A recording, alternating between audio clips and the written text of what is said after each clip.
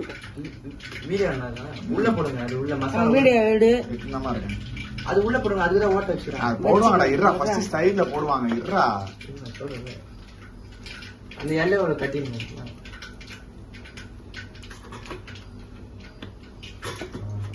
நிறைய டேலண்டடா இருக்கியம்மா. எப்படிமா எங்கேருந்து கத்துக்கலாமா இதை?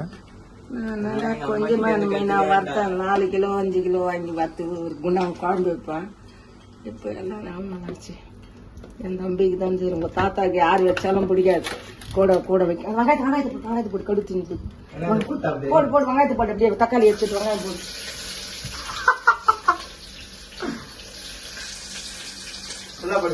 போடு. சமைக்கிறியா? செப்ப